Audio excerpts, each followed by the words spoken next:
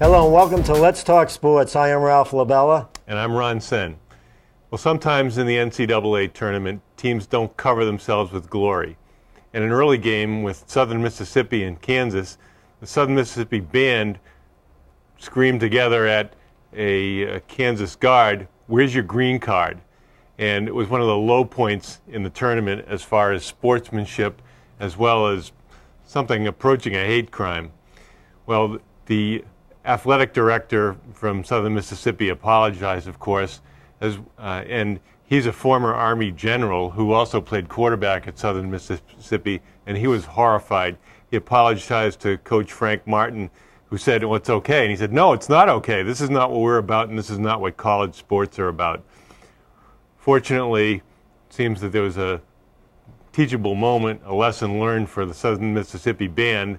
A lot of the players lost their $400 band scholarships, which probably in the big picture wasn't, a huge penalty for them. But I think they learned an important life lesson about sportsmanship and tolerance. Yeah, you see that a lot, Ron. You see that in high school games. You see it in college games. I know our athletic department keeps our kids under control pretty much, but then you hear the kids from the other teams, and you just shake your head when that happens. Well, if anyone's ever been to a BC-BU hockey game, it's going back and forth. A lot of unpleasantries going on there. But there's been a lot of news in the sports world this week. Something a little bit offbeat is there's been a dress code change in women's volleyball at the Olympics. Now, anybody who's ever watched women's volleyball at the Olympics knows that the players have, you might say, small. Oh, beach volleyball. Beach volleyball. Yeah. So in order to give more teams that might otherwise not compete an opportunity, you can now wear shorts to almost to the knee as well as T-shirts to compete. So some of the other sandlocked countries like Saudi Arabia, obviously people from Saudi Arabia are not going to show up in traditional Olympic beach wear. And it's a good thing, and it'll be interesting to see what the uniforms evolve to in the next Olympics. Yeah, I mean, was that the dress code that you had to wear the bikinis? Well, I don't know. That's what everybody wore. I know. Now, of course, there's also another interesting sports and society story this week with the Masters coming up. And as you know, Masters at Augusta National Golf Course and Golf Club is an all-male club. But traditionally, sponsors, CEOs are invited to become members of the club. And the IBM CEO is Ginny Rometty, who obviously is a woman, and the club has a predicament now. Do they not extend her an invitation, or do they break tradition and extend her an invitation? I mean, she could probably care less about whether she's a member of their golf club. There's something like 300 members, and you probably have to pay some ungodly amount of money, a couple $100,000 a year, just to be a member. The only thing I care about that in the Masters is Tiger Woods and Mickelson going to be there at the end. That's what I'm looking forward to. I'd love to see both of them there again. Well, Tiger Woods got his first victory in almost 3 years on the tour. I think he won by 5 strokes last week at the Arnold Palmer Classic, which I think was the Bay Hill Classic in the past. I don't know if Tiger's victory sent Arnold Palmer to the hospital. He wound up in the hospital with high blood pressure, so maybe he wasn't figuring Tiger to win. But Tiger's now in the top 10 in money winnings and rankings, and he's back on golf's front page. Yeah, he's confident. I know he said he's going to be practicing a few days up there too before the tournament, so he's on a high. Again, I would love to see him and Mickelson in it in the last day. I think it's Sunday or Monday. No, Sunday in the Masters. Right. And I just hope that they're both in it, or at least one of them. I mean, my favorite golfer is Mickelson. I want to see him there. He's won one tournament this year. Woods has won the one, so you want to see the two Americans there. And even though it's not exactly football season, there's been tons of football news. Probably the biggest initial news is Peyton Manning, released by the Colts, joining a horse of another color, the Broncos. John Elway's paying him a fortune, $95 million or $96 million over 5 years, with a lot of passing physicals conditional for him getting that money. And Tim Tebow's now with crosstown rivals, the Jets. I think it was a good pickup. I like Tebow. I think it's a good pickup by the Jets. I mean, Sanchez is going to have to handle it. I think he will. I mean, he hasn't set, the team on fire there.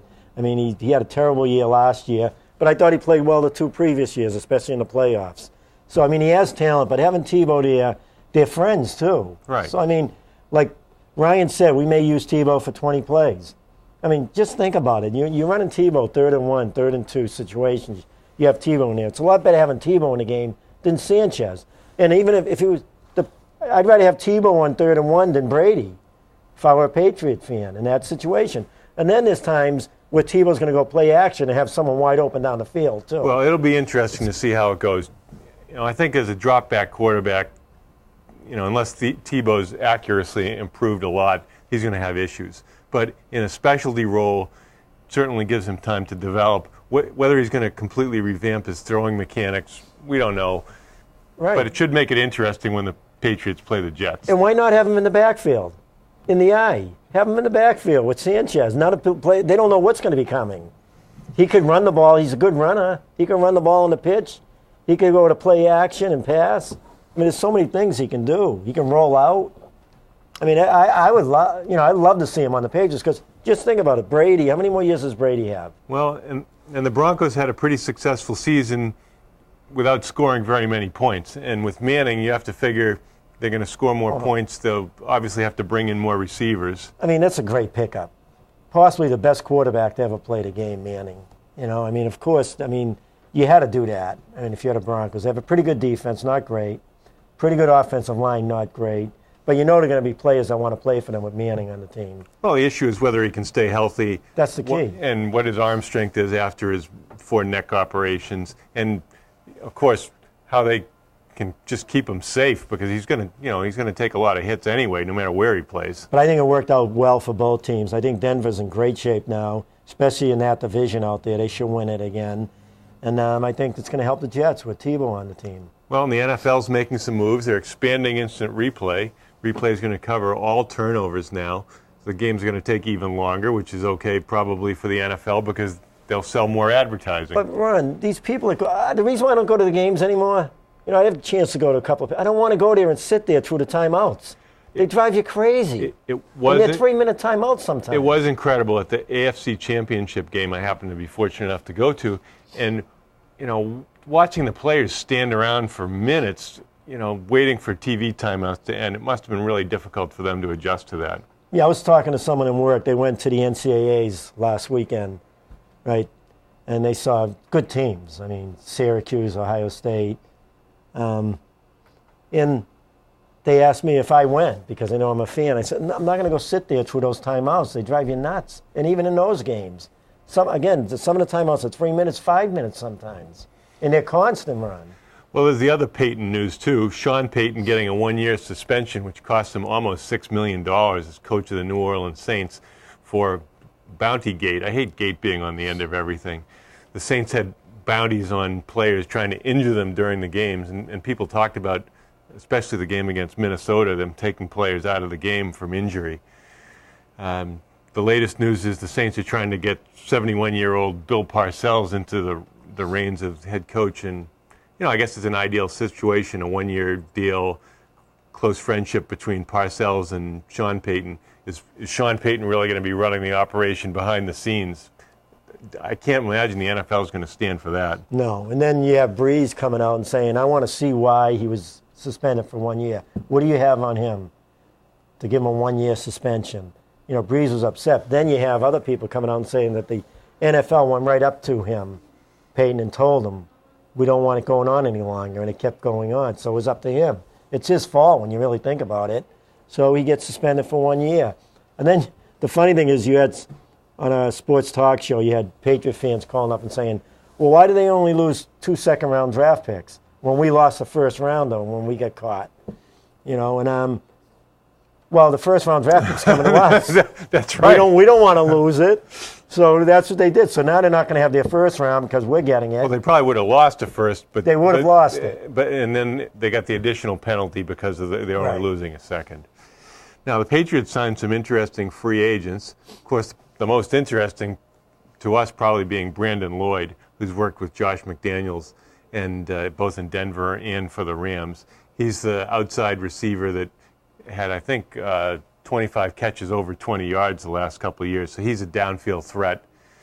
we'll see how that goes. And they say he's good at making an adjustment on a pass. They say that's where he's real good. You mean what like, does that remind you of? Yeah, we can't think of anybody who didn't make an adjustment on the pass. But he's good. He's tough. You know, he's strong in the passes. The ball hits his hand. He catches it. He can go downfield. He's very good at getting open. He just knows the game really well. Well, and they signed Dante Stallworth, who's... How old is he, Ron? I think he's only around 32, 31, 32. They say he's still real quick. Well, they say he can still run, and obviously Deion Branch, still a good possession receiver, but doesn't really run Branch that well. Branch has got to go. They signed him a one-year contract. He's useless. Gonzalez is a guy if he's healthy. Gonzalez, he's more of a slot receiver, but he can get open. He played for Ohio, didn't he? Who? Gonzalez in college? Oh, Anthony Gonzalez. Yeah, he played for Ohio State.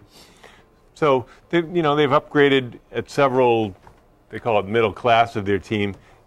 And, you can't have too much depth. The NFL's certainly had plenty of injuries. Now, sometimes players who are available have injury problems, like Gonzalez, who's really not even played a full season over a few years. But you know what I'd like to see the Pats do, Ron? I mean, they're solid all the way around. I mean, look at their team. I mean, they're solid now.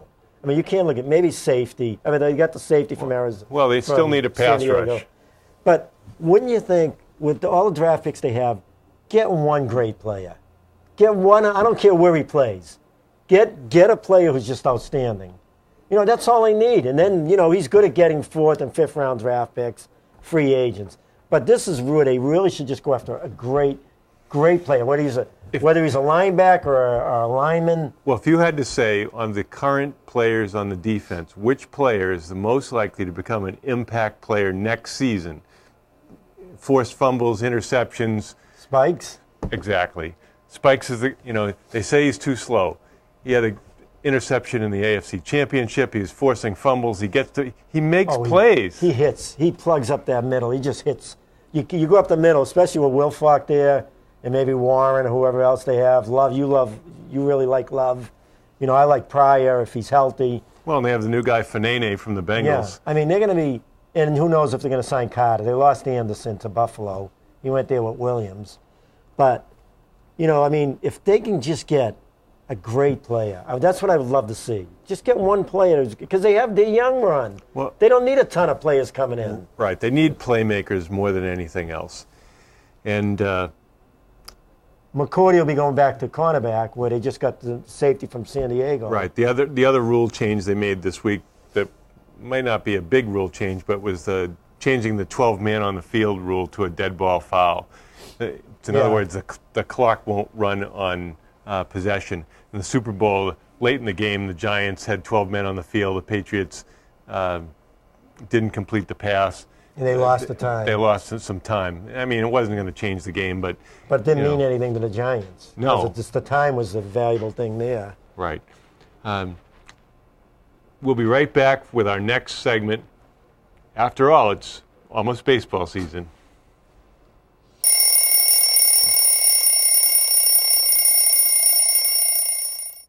Well, pardon me for wanting to sleep through most of the baseball season, but do these games even matter? I mean, really. Last year, the Cardinals didn't even start playing baseball until September. Come on. But all kidding aside, they did save their best baseball for September, but they went 23-9 over that span. And you know what? Those last 6 weeks of the season, they did kick it into a high gear. And look at what happened. I mean, they saved their best baseball for last, and they won. The last team standing won the World Series. Squeaked into the playoffs, won the World Series. That's how it goes nowadays. Get a no-name third baseman to be your hero. You get the big-name stud to be your pitcher. Catch fire at the right time, and you're on your way. It's not just baseball, though. New York Giants, look at what they did. 7-7 team, won their last 2, got into the playoffs, beat a couple of overrated teams, and then they faced the Patriots that had no defensive backs. Squeaked out a win. They win the Super Bowl. What are you going to do? Is that sports today? Is that how it goes? There was the Bruins. Think about it, 3rd seed. They were up there. And then they kicked everybody out of the way in the glorious run to the World Championship of Hockey. It was a beautiful thing. But you know something? The question is often asked, why are there so many games? Why must there be so many games? Why not play less, expand the playoffs? Isn't that the idea? Are you serious? The owners would have heart attacks if you cut down on the regular season. Think about it. This is about money. I've sat here and said it many times, haven't I? I didn't have a teddy bear in my hand, but I did say it. I mean, think about it. $8 hamburgers, $6 soft drinks, $12 beer, and $30 to park. I mean, come on. They don't want the season shortened. You think they're greedy? You think the players want it shortened? Come on, less money for everybody. And we're in a recession.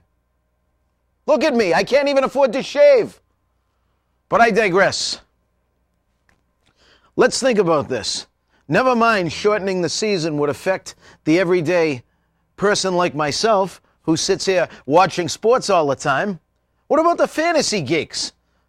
I mean, come on, look at me. I'm a nut. That's all I do. I check for stats. When I'm driving in the car, I get to the light, I look. I'm in the bathroom, I look. My iPad, my iPhone. But I digress. Back to the sports themselves. I am a junkie. That's obvious. Are there too many games? Well, you know what? In the NFL, the best team in September usually isn't the best team in January.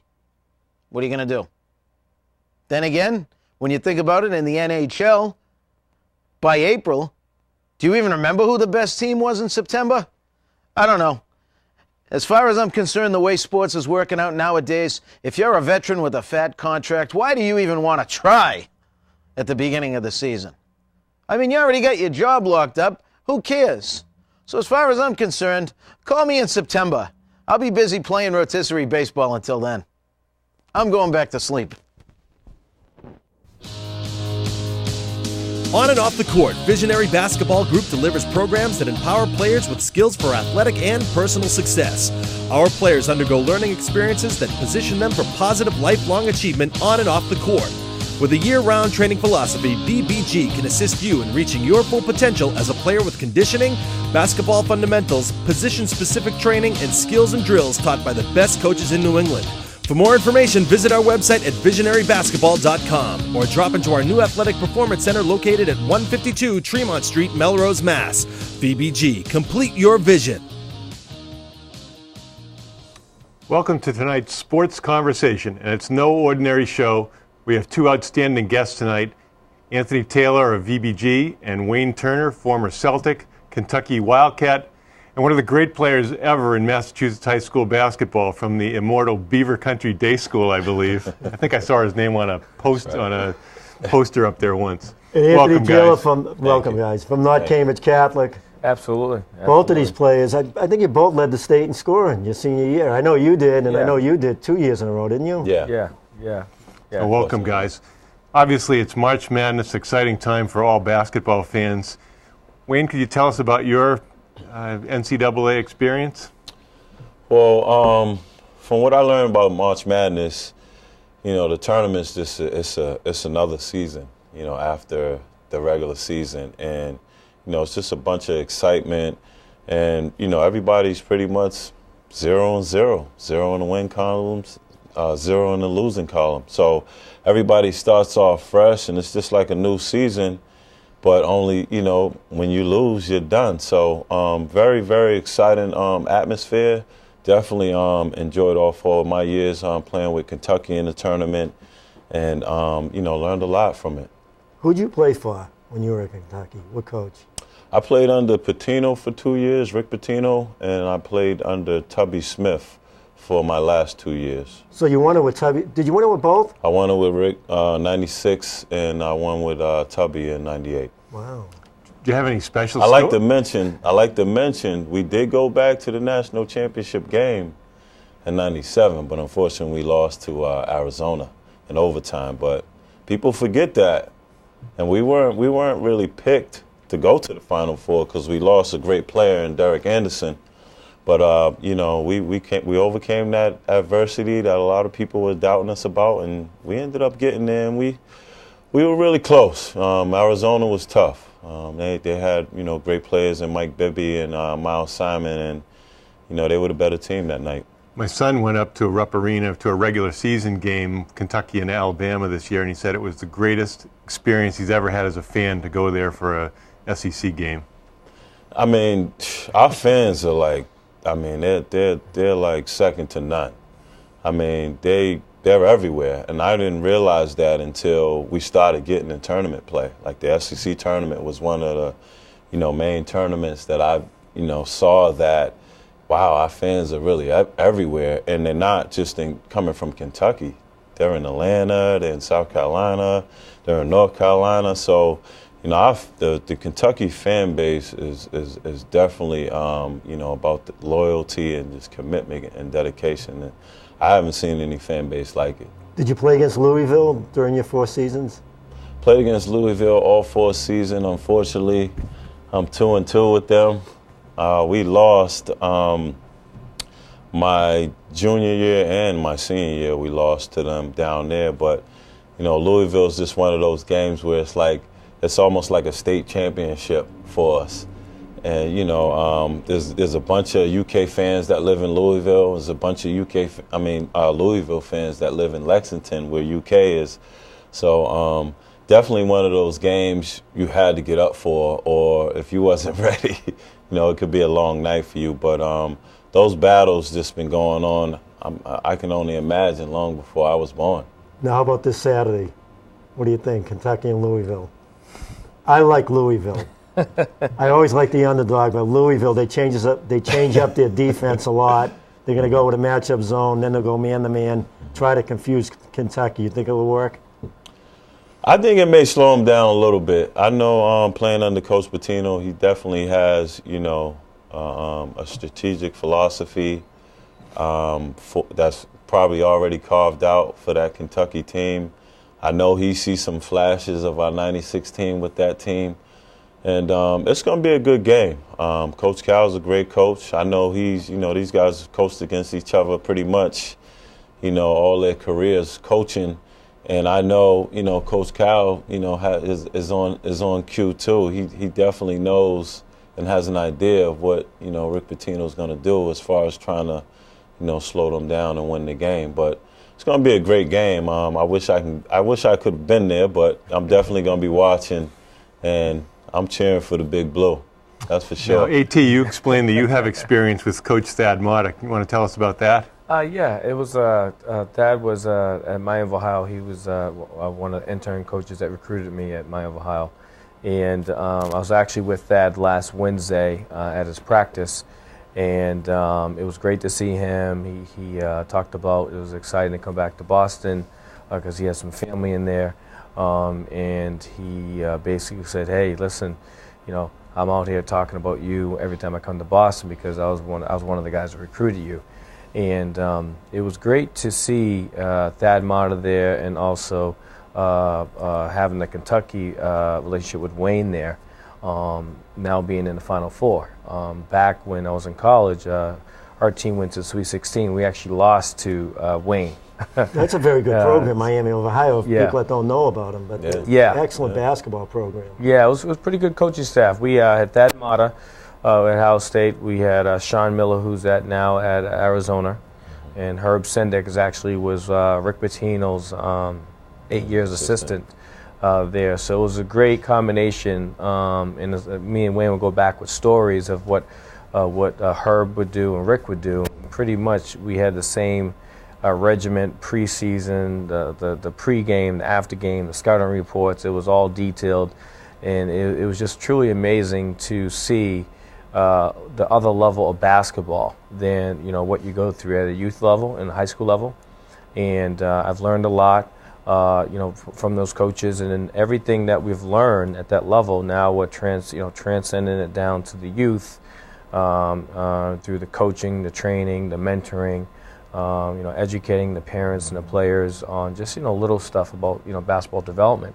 And overall, it was a great life experience. And now, doing what we're doing at Visionary Basketball, that's what we're translating through the youth, through what we do with VBG. Now, when he recruited you, how many times did he come to Massachusetts? It was actually, I was at a military prep school. So I was at a military prep school in Chatham, Virginia.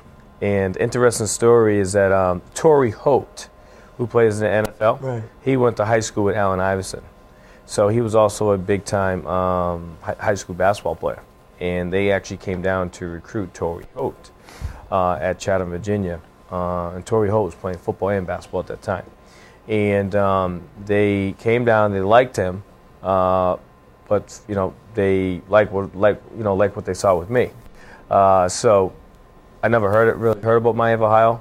My last two choices was Georgetown and Temple. And when they came in, they flew me out to Miami of Ohio. I met Thad Matta, met Herb Sendek and Sean Miller, and I just fell in love with the school. The school's similar to they call it the Midwest of Harvard. Beautiful campus, education superb, and I'm really truly blessed to have that experience at Miami of Ohio, and then also going into the NCAA tournament too as well. It's a life lesson. That's when they had their best teams when you played, right? Because they had Yeah. 4 years in a row. They was real good. Yeah. They were Wally's beating. World. Yeah, I was way up. It's actually Wally's World. We went to NCAA, I say 3 years, actually 4 years, one NIT. With Wayne mentioning Wally World, Wally Zerbiak, it was great to go to school with him. We actually had another guy that played in the NBA named Iron Newble. Interesting story with him was that he was a junior college transfer, and he never got any playing time his junior and senior year. He was just one of those players that was just very, very athletic. And the system that we have wasn't really for what he was. And then he went to the minor leagues a couple of years, and he finished off in the NBA for 9 years. He actually finished his career with the Lakers right before they won it. So it's pretty good and fortunate to have some guys that play in the NBA too as well. It was funny, last week I was watching Wally. He's a commentator for CBS. And so just having those memories is very, very I great. remember those games. What a shooter he was. Yeah. Tough. You were a great shooter, too. Yeah, not like Wally. Wally was a shooter. I always tell people there's different ways to shooters. The shooters that spot up shooters and hit open shots. There's a different level of another shooter who's a shooter that can hit clutch shots. And Wally was definitely that guy who can hit clutch shots.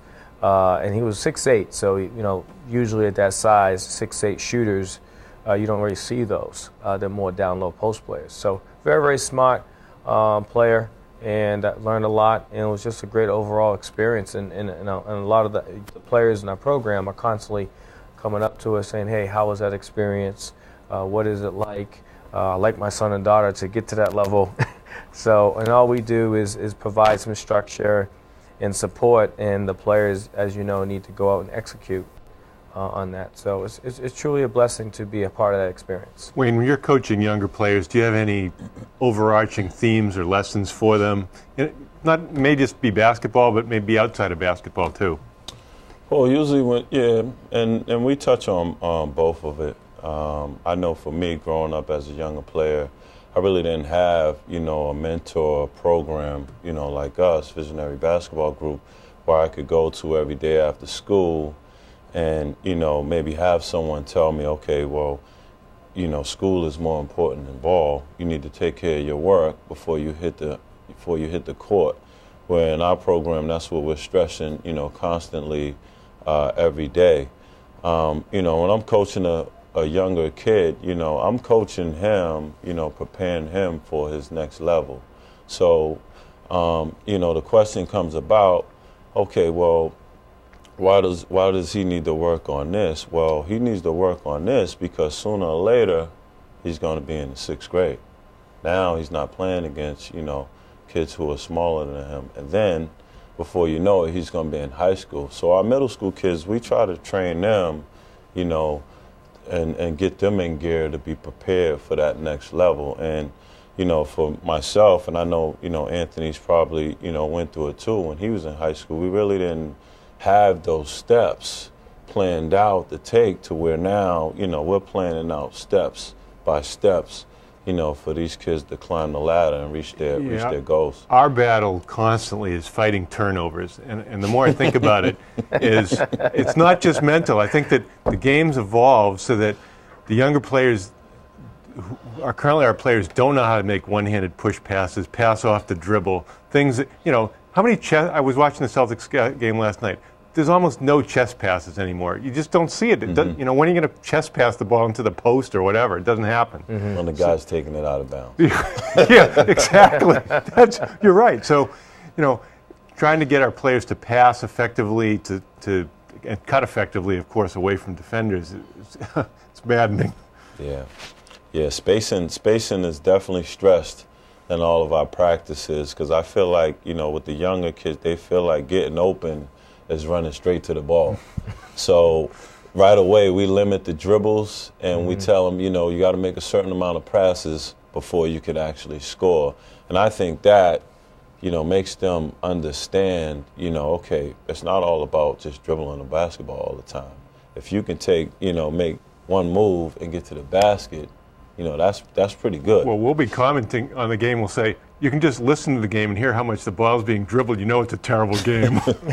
But when I talk to Ron about, like, when he complains about the passing on our team, when we're playing teams that are fair to poor, I mean, we're unbelievable, just like any other team. When we play good teams, we're unbelievable. When we get up against the better teams that put the pressure on you, it's more mental than your passing abilities, because when we do our passing drills, their passes are always right on, but they're not doing passing drills with anyone on them in a high-pitched game where they're going up against a tough team. Like, say we scrimmaged your team, you sent a team down to play us, and it was a good up-tempo game. When teams are playing that up-tempo game and they're real good defensively, you're going to turn the ball over more if you play the same way. Yeah. And it's just going to take playing those type of games to get you better and better, and then it'll be less turnovers. Yeah. But like what I tell Ron, and our drills, we make half-court, three-quarter passes. We do a drill. And the passes are always right on. But you get in the game, they try to drill it to the defensive player. Yeah. So to me, it's more decision-making under pressure. Yeah. What do you do in those? What type of drills do you do there? Yeah, so that's really the genuine beauty about the program, is that you have the skill training element that we teach, but then we also have the game situation stuff that we teach. So we do regular skill passes drills, and then we also do regular passing drills into game situations, and that's really how you really develop the closest thing to a game situation. And so with our experiences of what we've learned at the collegiate level and the professional level, it's amazing what you learn at the high school level, and it's amazing what you learn after. And we realized through all of our different tutelage that we got from coaches, we translate that into the different drills. But truly, it's the game situation drills that you need to apply after you get the skill down. And then from there, you just need to mentor it, and then execute in the game. And then right after you have the game situations going on, now you got to go back to practice and say, hey, this is what you did, this is what you did, this is what you did. How much do you believe in faking a pass to make a pass? You hear that once in a while. We very rarely say that. We just want them to understand there are times they have to fake a pass to get the pressure away or whatever, and to make the pass. But I hear coaches a lot of times say, high school coaches, fake a pass to make a pass. Do you ever coach that way? I mean, I'm not comfortable with that. I feel like in the zone, Yeah. I think the ball fake against the zone is awesome. Because, the zone's always shifting, and they're anticipating, because there's only one guy standing over there, that you're going to pass it to that guy. So I think faking the pass in the zone is good. I would say not targeting your pass would be a good advice to give them, because sometimes, the kid's just looking right at the guy he's passing it to, then all of a sudden everybody else on defense is looking at that guy, and then they're just reading it right away. So what I tell, the players in our program is, you're going to pass it to this guy, so you can't just stare at him and let his defender know that you're about to pass. You kind of got to look at him, know he's open, look away for a second, then boom. Well, get it to them. I think our players against the zone, they forget that screens work against zones. Cutting works against zones. It's not like one of these hockey games where you stay in one position and turn. Right. Now, when our boys team played Brighton in the semifinals, Brighton went from a trap, 2-2-1 trap to a zone. And they did it, a well-coached team. I mean, they were unbelievable. But we had two real good players who were quick, like you two. Don't you think you can split that zone if you move the ball quick enough, split the two players as they're coming to you, get in the lane, and a good player is going to either hit the pull-up jump shot or dish off to a cutter. What do you think about that type of an offense, if you have the players to do it? Yeah, once again, like you just said, it comes down to the athleticism that you have, the game situation where people, where the players are actually, if they're in the right position to execute that. From Wayne's experience, you had at Kentucky, you had a lot of athletic guys. Yeah, I just feel like you have to, not to cut you off, Anthony, I just feel like you have to drive the zone. You got to drive it, but that drive comes off ball reversal. Right. So you got to get it moving around the perimeter, boom, then no gap and open up.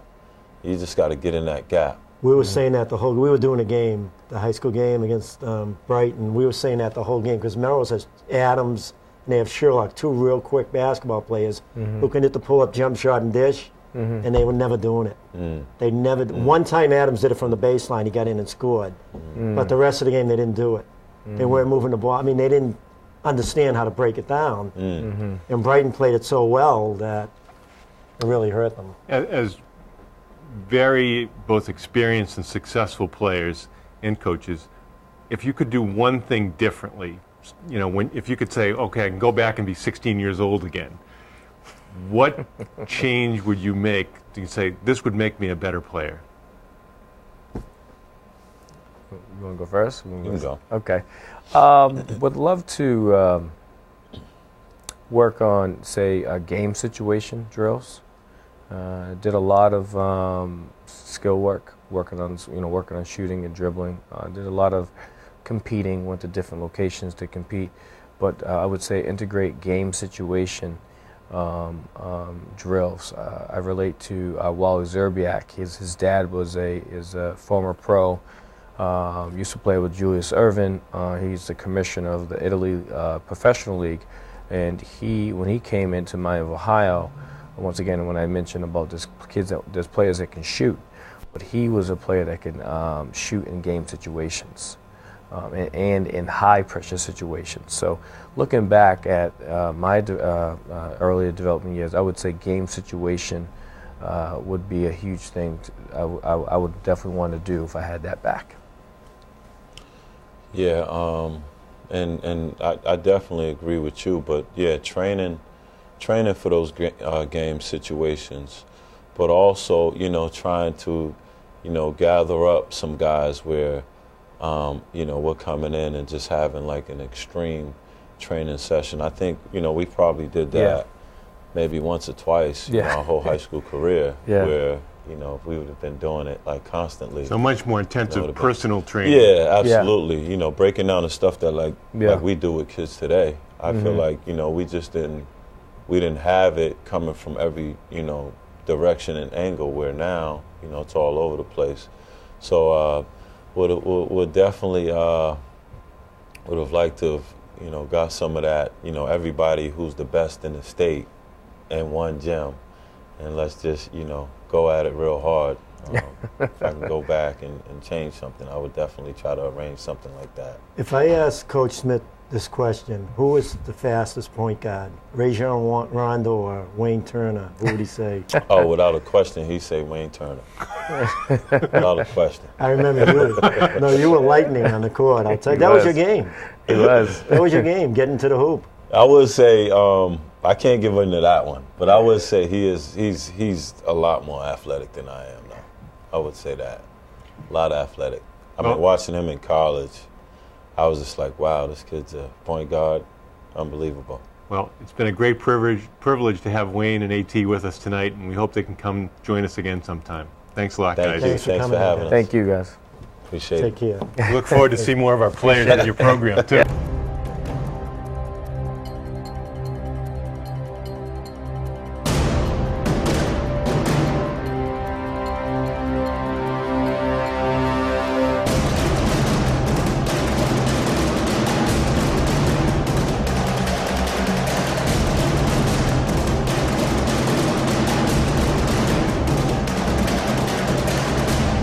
Athletic evolution, giving you the edge. Welcome back, and it's time to talk basketball, specifically the NBA. The Celtics look like they're going to make the playoffs, sadly. No lottery picks this year.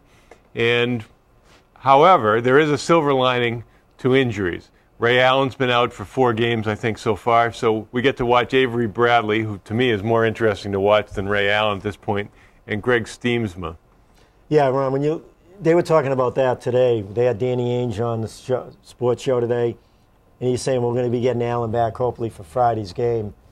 But any fan wants to see Bradley playing. I mean, Bradley is so quick. You can't fast break against him.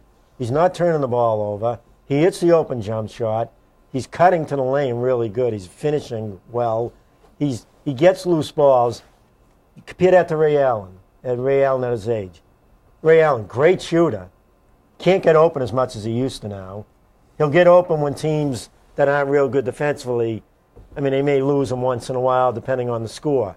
But Bradley does so much more. And if fans can't understand that, you get Bradley out there with a couple of other players that are physically fit who can run like him, it changes your whole team. Well, and when you watch some of the teams, they have to put another forward or the center in the backcourt bringing the ball up to set screens on Bradley because Bradley puts so much pressure on the ball. So that takes the player out of where he wants to be, setting up in the low block or out on the elbow, something like that.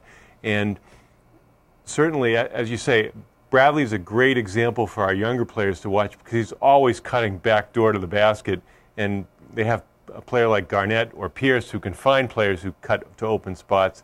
Rondo's making me even more crazy than ever now. He had a bunch of stupid turnovers last night. One of them, they're rolling the ball up court. He's watching it, to save what, 2 seconds? And then the other guard steals it away from him because he's goofing off with the ball. That's why Smith didn't want him at Kentucky, Ron. He went after his first year at Kentucky. Smith told him to go. He didn't want to deal with him anymore.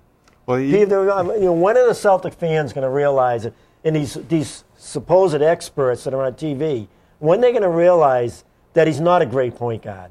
Well, he makes a lot of flashy plays, and then he's making an increasing number of, I'll call it unsophisticated plays that just involve bad decision making. That he's better than that. He shouldn't be doing that. People don't realize, Ron, he blew the second championship.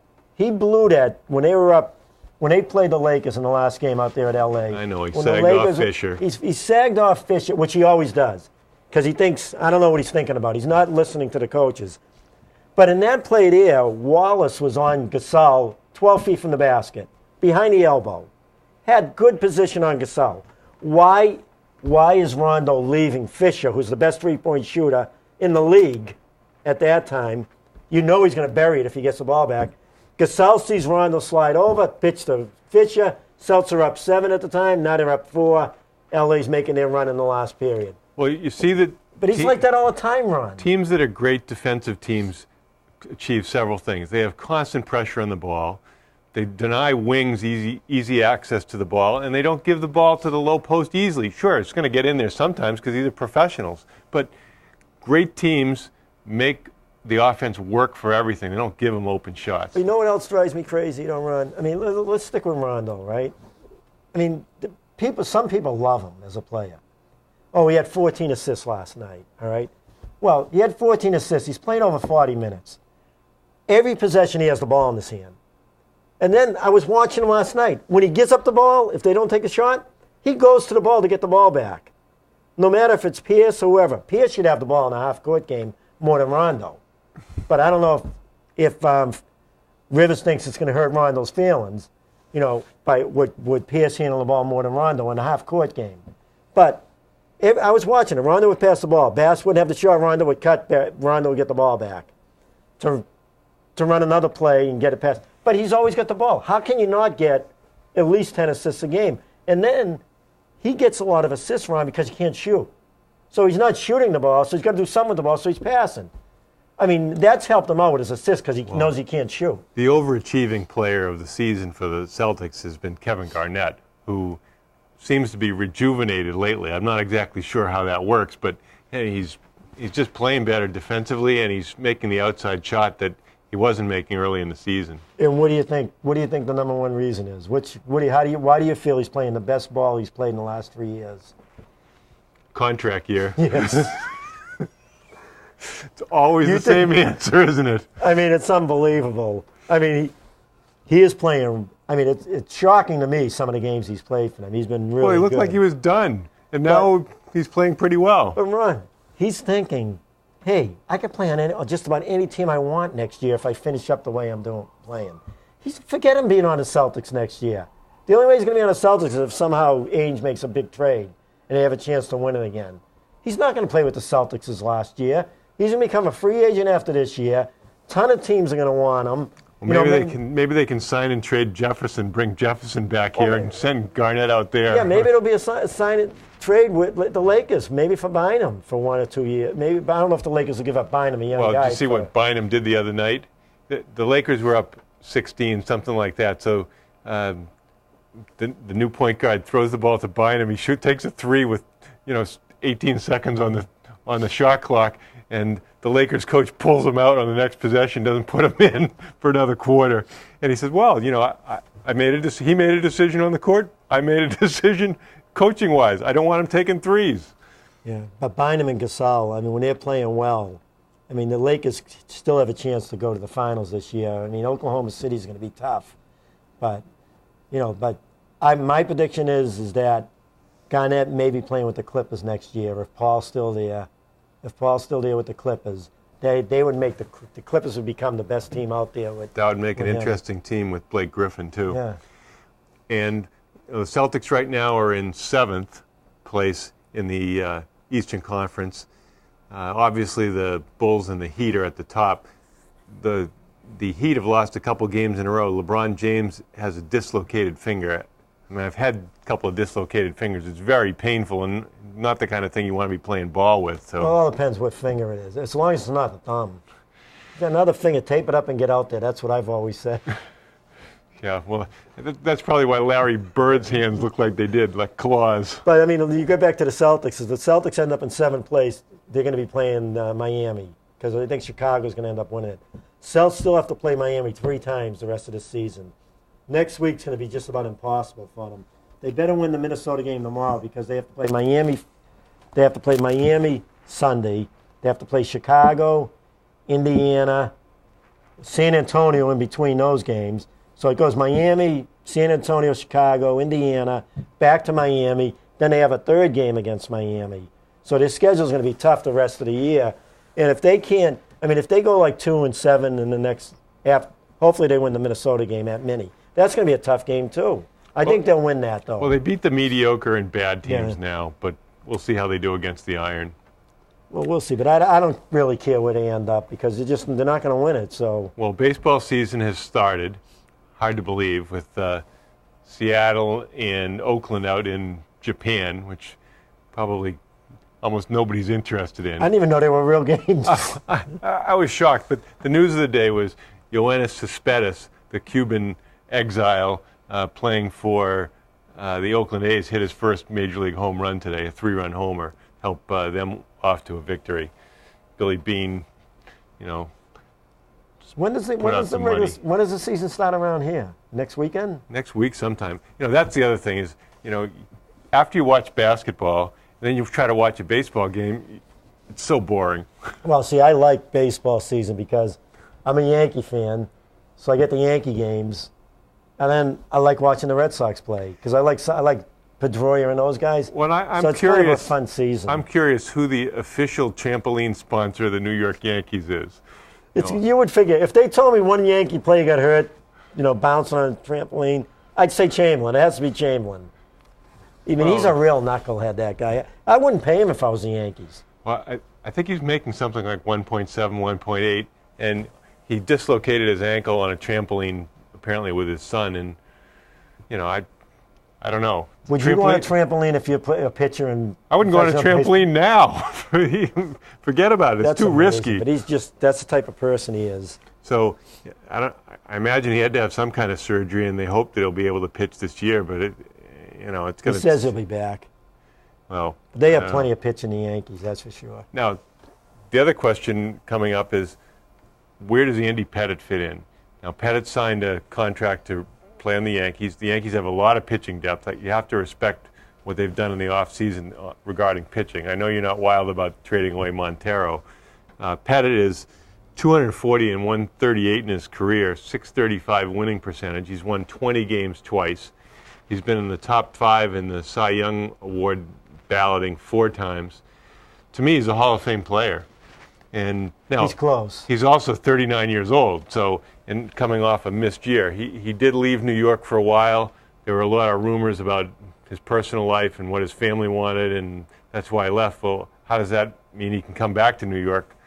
I suppose there's a side story there. Well, nothing's guaranteed. It's just like what Theo Epstein's done over the years. He brings in these pitchers for small money. You know, if they work out, they work out. So it's the same thing with the Yankees. They're not counting on him. If he works out, then he works out for them, and he's a plus. But with the pitchers the Yanks have, they really don't have to worry about it. I think, I'm going to tell you one pitcher who's going to have a great year, Hughes. They didn't work him right when he came back from injury last year. If he stays healthy, he's going to have a terrific year. Well, that's what I was going to say, if he can stay healthy. I like Nova. I think Nova's going to have a big year. As for the Red Sox, there's still question marks. And to me, the most annoying part of the spring is how the media keeps trying to insinuate itself into the conversation. The media is supposed to report the story, not try to be part of the story. And it seems like they're trying to constantly play up the Valentine against the players, Valentine against the general manager. Things aren't going to work out. I'm not sure about that. You just, as a player, people are always wanting to know, what's my role?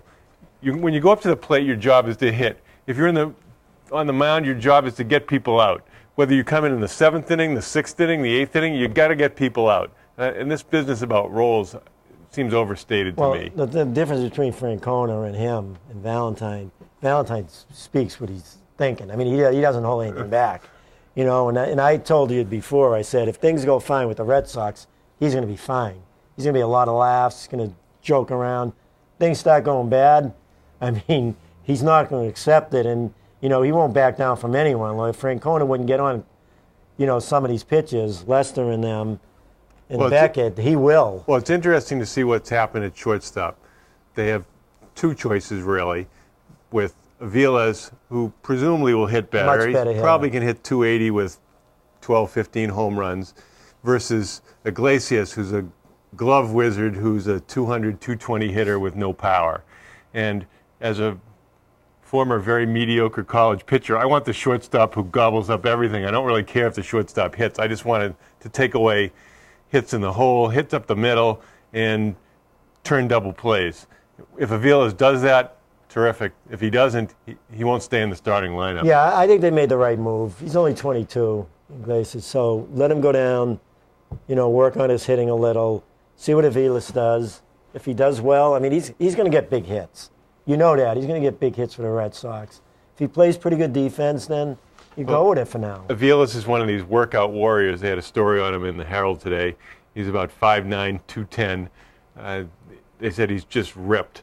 And, you know, obviously he's shown a lot of pop in his bat with the Red Sox. And, you know, this is the first year he's gotten big money. He's getting, I think, $1.2 million, that's a lot of money for anybody. And, you know, more power to him. He's been around for a long time. You know, I haven't heard much about is Gonzalez. It's been real quiet with him. You know, last year, that's all you heard was his name and Crawford. This year, you're not hear, well, you know, Crawford's been hurt with his wrist. And Gonzalez, you don't hear much about. The more and more I think about Gonzalez, the more and more I think they threw money away. $24 million a year. He's just, you know, he's going to have the stats, but he's not a leader. You know, I said that last year. I mean, people, Red Sox fans were all excited. I said, what are they excited about? $44 million for those 2 players, and you lost 2 good players in the meantime, and your 4 top prospects. Well, I think we agree on who the key player is in the lineup. If he doesn't produce, they're in big trouble. If he does produce, they'll have a pretty potent lineup, and that's Kevin Youkilis. Youkilis, he's the key. If he's got to be healthy. You know, the last 2 years he hasn't been, and what's happened? He's already starting to have back troubles again. You know, and you have a finite shelf life. Some guys, their body type just won't hold up. When he's in the lineup, he's their leader. He gets more big hits. He'll get more big hits than Gonzalez. Gonzalez will have the stats. He'll have the steady stats at times, but, you know, Youkilis is the guy that comes up with the big hits. With him and Pedroia, you know, and Ellsbury there. And I still think that Crawford's going to be all right, but not $20 million worth of all right. Yeah, we'll obviously spring training, you really shouldn't make too much about statistics in spring training. The two guys that have hit like crazy are Darnell McDonald and Cody Ross. Ross, I think he's a pretty good hitter, especially against lefties. He looks good, man. Yeah, so he looks good. You know, and he's got real power. This guy Sweeney, I don't see it. I think Sweeney makes J.D. Drew look good. But Ross looks so comfortable at bat, Ron. He looks like a big-time hitter. You know, I mean, didn't he hit 280-something last year anyway? No, I think he didn't hit that much last year, but he looks very good at the plate right now. I mean, they're high on him, and McDonald is having a good spring. I like McDonald. What is he, 33? Yeah, he's worked hard his whole life. You know, now he's making some money. I love to see him start in left field, which he may. You know, I think that's how it's got to start with, you know, obviously Ellsbury was back in the leadoff spot today. I think that this talk about Avilas in the leadoff spot not happening. And we'll see what, I don't know what Shopik's doing. I don't get that at all. Lavarnway's a much better hitter than he is. You know, and if Shopik's going to not play that much anyway, I don't get that. You know, I think that's throwing money away. In sports, does anything aggravate you that you see on TV? I mean, what so-called experts, you know, commentators or whatever. What has aggravated you that you've watched? Well, when you watch the Celtics games or hear about how defense is played, some of the people don't really know what they're talking about. You know, like the other day I'm watching, right, it really aggravated me. Jackie McMullen. Now, an expert. Everybody says she's an expert. Everybody, when she's on it, a lot of people watch, just like Bob Ryan. You know, they're supposedly the two basketball experts. Well, I'm watching Jackie McMullen on a show the other day. She's talking about Steemsma. She said, I was sitting right behind the Thibodeau, the Chicago game. And when Steemsma came in the game, Thibodeau goes up to, what was his name, the forward on one of the forwards on the team. Boozer. I want you shooting. Steemsma's in the game. And Steemsma, so Jackie McMullen comes out, yeah, he told Boozer to shoot every time he got the ball with Steemsma on him. And Jackie McMullen goes, yeah, because Steemsma was terrible on covering the pick and roll. So I'm saying, what is she talking about? Anybody who watches the Celtics, you know Garnett's work with Steemsma on the pick and roll and how to defend it. Steemsma is one of the best players in the, watch him in the next game, Steemsma, when they set a pick. He's so much better than anybody the Celtics have had except for Garnett. You know Garnett's working with him because he denies the pick. He denies the penetration. The dribbler has to dribble away from the basket. He recovers properly, and the guard recovers properly. Well, I think we watch basketball differently because so-called experts, we watch what's going on away from the ball, what people are doing, footwork, that sort of thing. Well, that's it for tonight's show. I'm Ron Sen. And I'm Ralph LaBella, and thank you for watching Let's Talk Sports.